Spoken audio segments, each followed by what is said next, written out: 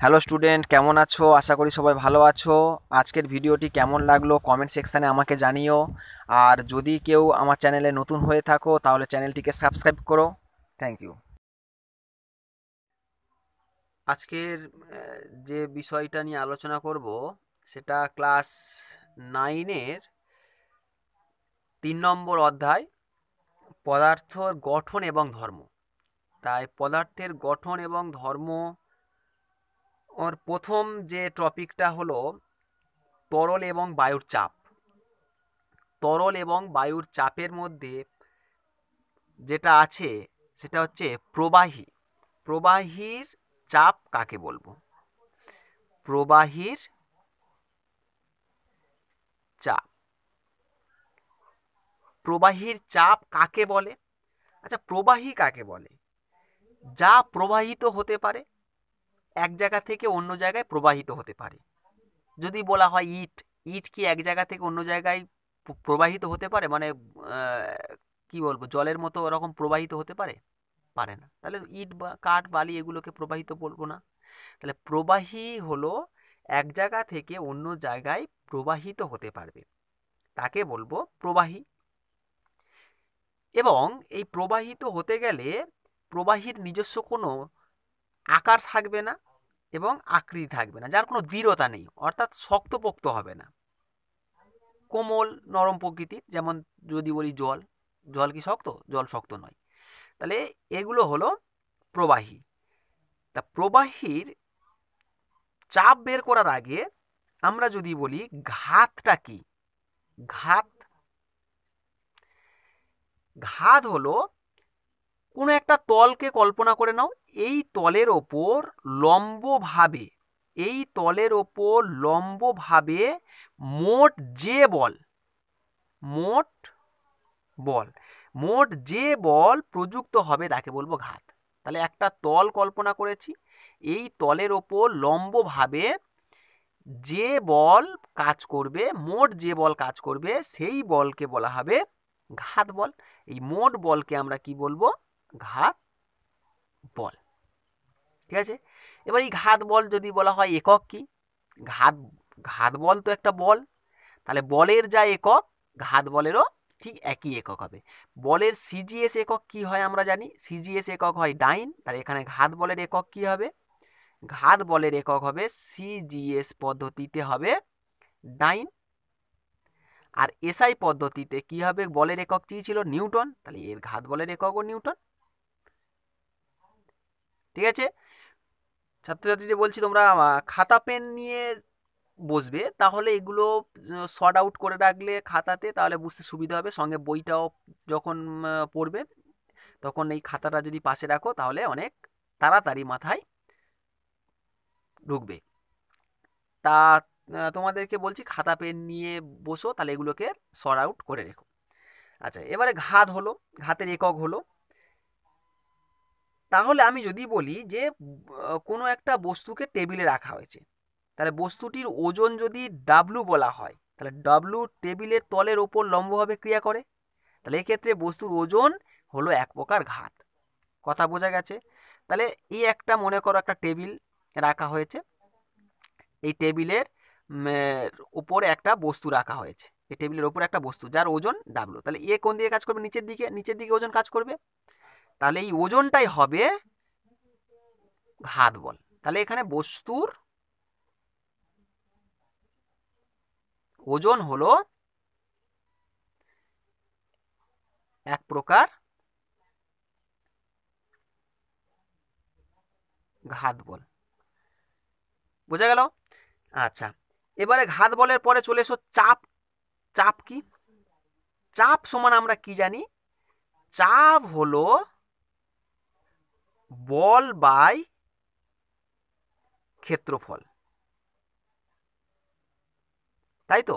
বল by ক্ষেত্রফলকে আমরা বলবো চাপ। কিন্তু প্রবাহীর চাপ কাকে বলবো? এখানে বলের জায়গায় কি লিখবো? ঘাত বল। ঘাত বল, এই যে বল আছে এখানে বল না লিখে কি বলবো? ঘাত বল বাই ক্ষেত্রফল। তাহলে অর্থাৎ এখানে যে টেবিলটা নেওয়া হয়েছে সেই টেবিলটার যদি আমরা ক্ষেত্রফল জানি, এর ওপর যে ওজনের বস্তুটা চাপানো হয়েছে সেই ওজনটাও যদি জানি তাহলে আমরা চাপ পেয়ে যাব। যদি বলে দিই কোনো এতে যে বস্তুর ওজন মনে করো 50 নিউটন, আর ক্ষেত্রফল ছিল মনে করো 10 মিটার স্কোয়ার, 10 মিটার স্কোয়ার, তাহলে তো কত চাপ হবে। তাহলে একটা এক্সাম্পল দিয়ে যদি এখানে বলি 50 নিউটন, আর হচ্ছে এর ক্ষেত্রফল ছিল কত বললাম 10 মিটার স্কোয়ার, তাহলে কেটে যাবে কি হবে, কেটে হয়ে যাবে 5 নিউটন পার মিটার স্কোয়ার। এই 5 নিউটন পার মিটার স্কোয়ারকে আমরা কি বলবো, 5 নিউটন পার মিটার স্কোয়ারকে চাপকে বলা, এটাকে বলা হয় পাস্কাল। কি বলবো, পাস্কাল। তাহলে চাপ সমান এত হয়ে যাবে 5 নিউটন মিটার স্কোয়ার বাই, বা বলতে পারি পাস্কাল। ঠিক আছে। আচ্ছা, এবারে এই চাপ কোন কোন বিষয়ের উপর নির্ভর করে, এই সমীকরণটা দেখলে বুঝতে পারবে চাপ কোন কোন বিষয়ের উপর নির্ভর করে। তাহলে লিখতে পারি চাপ কোন কোন বিষয়ের উপর নির্ভর করে। হয়েছে, কোন কোন বিষয়ের উপর নির্ভর করে। প্রথম যেটা এই সমীকরণটা দেখো, চাপ সমান বল বাই ক্ষেত্রফল বা ঘাত বল বাই ক্ষেত্রফল, তাহলে যে বলটা প্রযুক্ত করা হচ্ছে তার উপর নির্ভর করবে, এই উপরেরটার উপর নির্ভর করবে, প্লাস হচ্ছে এই ক্ষেত্রফলটার উপর নির্ভর করবে। তাহলে 1 নম্বরে আমরা কি লিখব, প্রযুক্ত বলের ওপর। 2 নম্বরে কি হবে, যে ক্ষেত্রফলে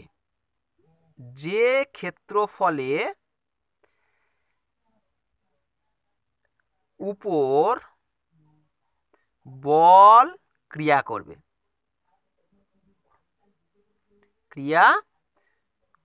তার উপরে। বুঝতে পারলে, তাহলে চাপ কোন কোন বিষয়ের উপর নির্ভর করবে, প্রযুক্ত বলের ওপর। এই সমীকরণটাই থেকে বলতে পারবে বল বাই ক্ষেত্রফল মানে বলের ওপর নির্ভর করবে, আর যে ক্ষেত্রফলের ওপর বল ক্রিয়া করবে সেই ক্ষেত্রফলের ওপর নির্ভর করবে চাপ। সে যে কোনো চাপ, এটা শুধু প্রবাহীর চাপ বলে নয়, যে কোনো চাপ ওই বলের ওপর নির্ভর করে আর ক্ষেত্রফলের ওপর নির্ভর করে থাকে।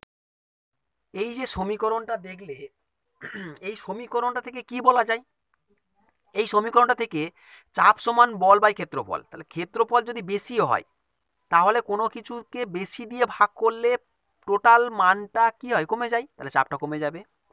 আবার একই রকম যদি ক্ষেত্রফল কম হয়, তাহলে কোনো মানকে যদি আমি কম সংখ্যা দিয়ে ভাগ করি তাহলে কি হবে, টোটালি যেটা বেশি সংখ্যা দিয়ে ভাগ করি তার থেকে কিন্তু বেশি হবে, তাহলে চাপটা বেশি হবে। তাহলে আলটিমেটলি আমাদের এইটা দাঁড়ালো যে এই সমীকরণটা থেকে এটা বুঝতে পারলাম যে কোনো বস্তুর ওপর যে চাপ প্রয়োগ করা হচ্ছে সেই চাপের মান নির্ভর করবে কার ওপর, ক্ষেত্রফলের ওপরে। ক্ষেত্রফল যদি বেশি হয় তাহলে আমরা বলবো চাপ কম হবে, আর ক্ষেত্রফল যদি কম হয় তাহলে জানবো চাপ বেশি হবে। তাহলে এখান থেকে আমরা কি বলতে পারি, কয়েকটা উদাহরণ দেওয়া যাক, চাপ সংক্রান্ত কয়েকটা উদাহরণ, বাস্তব উদাহরণ, দারুণ দারুণ উদাহরণ আছে, বাস্তব উদাহরণ। সেটা এই ছবি, স্ক্রিনে দেওয়া ছবিটার দিকে একটু লক্ষ্য করো, ছবিটার দিকে লক্ষ্য করলে পরিষ্কার বুঝতে পারবে।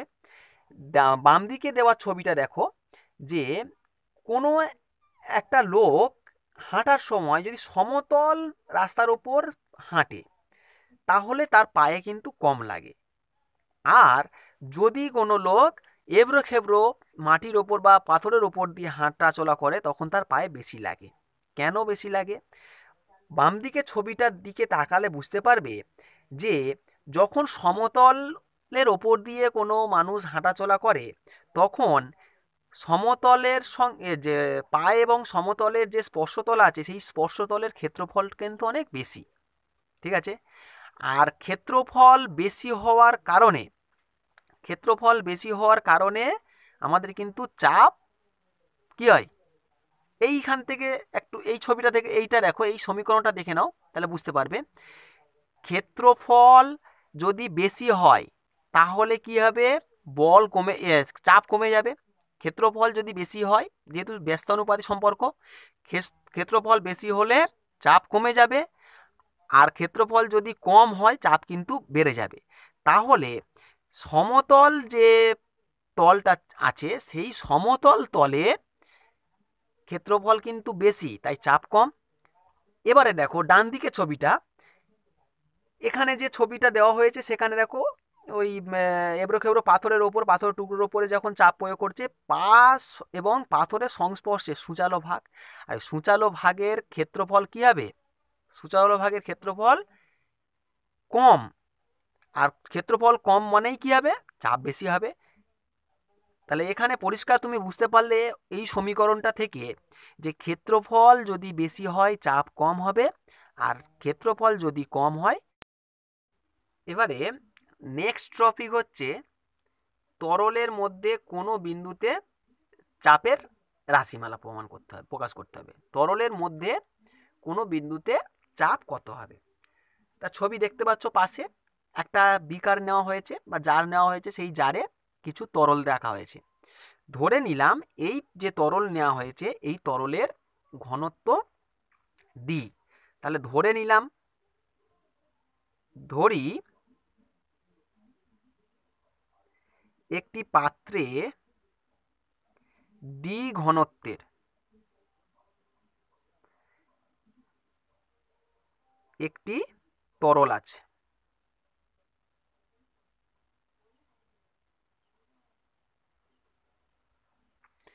তরল রয়েছে। তরলের উপরিতল থেকে, তরলের এই যে উপরিতল আছে এই উপরিতল থেকে এই ও একটা বিন্দু নেওয়া হয়েছে। তরলের উপরিতল থেকে ও একটি বিন্দু নেওয়া হয়েছে। এই ও বিন্দুতে চাপ কত হবে সেটা নির্ণয় করতে হবে। তাহলে কি লিখলাম, কি লিখব? যে তরলের উপরিতল থেকে এইচ গভীরতায়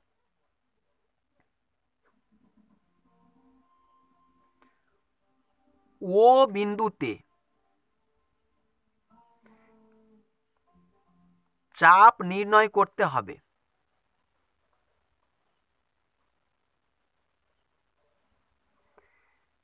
ছবিটা দেখে নিয়েছো? তাহলে এখান থেকে এত পর্যন্ত উচ্চতা কিন্তু এখানে আঁকতে হবে।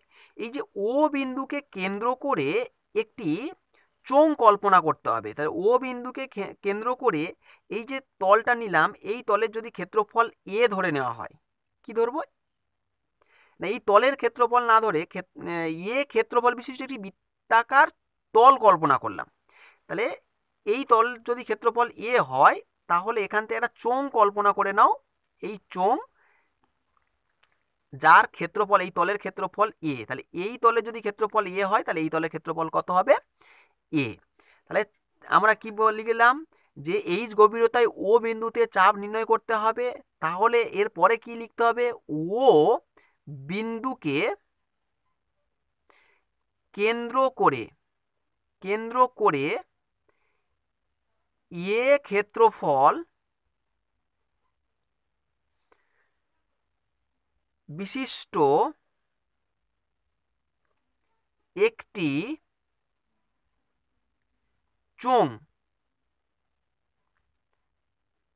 চোঙ কল্পনা করলাম।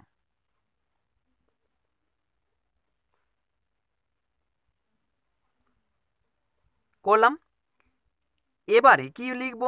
এই যে চোঙ কল্পনা করলাম, তাহলে তার তল যদি এ হয় আর এর উচ্চতা কত বলেছিলাম? এইচ, তাহলে তার আয়তন পেয়ে যাব।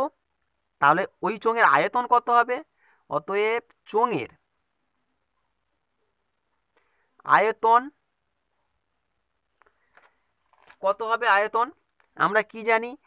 যে ক্ষেত্রফল ইন্টু দৈর্ঘ্য সমান আয়তন হয়। তাহলে ক্ষেত্রফল এ ইন্টু দৈর্ঘ্য হচ্ছে উচ্চতা বা গভীরতা বলতে পারি, এইচ। তাহলে এটাই হবে চোঙের আয়তন। আর ভর কত হবে? যেহেতু আমরা জানি এর মধ্যে যে তরল আছে তার ঘনত্ব কত? ডি ধরে নেওয়া হয়েছে। তাহলে অতএব অতএব যে জলটা নেওয়া হয়েছে, যে তরলটা নেওয়া হয়েছে, তার তরলের ভর কত হবে? ওই চোঙের মধ্যে যে তরল আছে তার ভর কত হবে? অতএব ভর হবে ভর হবে, আমরা কি জানি, ভর সমান আয়তন ইন্টু ঘনত্ব। তাহলে আয়তন কত, আয়তন এ ইন্টু এইচ ইন্টু ঘনত্ব কত ডি, তাহলে এ এইচ ডি, তাহলে এ এইচ ডি। তাহলে ভর হয়ে গেল। তাহলে ওজন কত, অতএব ওজন কত হবে, ওজন সমান আমরা কি জানি, ভর ইন্টু অভিকর্ষজ ত্বরণ,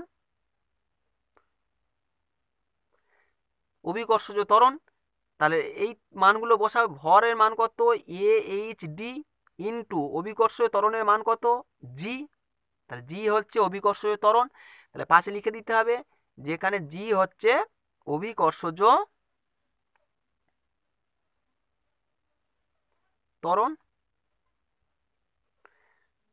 হয়েছে।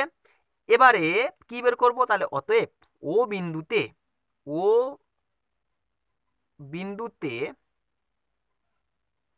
তরলের চাপ কত, চাপ সমান আমরা কি জানি, বল বাই ক্ষেত্রফল, বল বাই ক্ষেত্রফল। তাহলে এখানে বলটা কোথায়, হ্যাঁ বল তো, ওজন তো একটি বল, কোনো বস্তু তার যে ওজন দ্বারা কাজ করে সেটাই তো ওজন, একটা বল তো। তাহলে এখানে ওজন হচ্ছে একটা বল, এখানে বলের জায়গায় কি লিখবো, এই ওজনের মানটা, আর ক্ষেত্রফল মানে কত, ক্ষেত্রফল মানে এ, তাহলে এই তলের ক্ষেত্রফল। তাহলে এই যে চোঙটা কল্পনা করা হয়েছে, এই চোঙের ভেতরে যে পরিমাণ তরল আছে তার ওজন কত হয়েছে এ এইচ ডিজি, বাই তার ক্ষেত্রফল, ওই তলের যে কোনো একটা তলের ক্ষেত্রফল, হয় ওপর না নিচ। এবার ওপরটা ধরবো না কেন, সমস্ত ওজনটা কোথায় কাজ করছে, তার নিচের তলে কাজ করছে। তাহলে এখানে যে কোনো একই তাহলে নিচের তলটা আমাকে মনে করতে হবে। তাহলে বলের মান লিখে দাও, বল হচ্ছে এ এইচ ডিজি বাই এ, এবার এ কেটে যাবে, এ কেটে গিয়ে কি থাকবে, ওপরে এইচ ডি জি, উপরে শুধু এইচ ডি জি থেকে গেল। তাহলে তরলের ওই যে ও বিন্দুটা কল্পনা করা হয়েছিল, ওই ও বিন্দুতে চাপ কত হবে, অতএব চাপ হবে এইচ ডিজি। ঠিক আছে, এই এইচ ডিজিটাই হচ্ছে তরলের যে কোনো বিন্দু। এবারে এইচটার মান চেঞ্জ হতে পারে, গভীরতা যদি বেশি হয় তাহলে এইচের মান চেঞ্জ হতে পারে।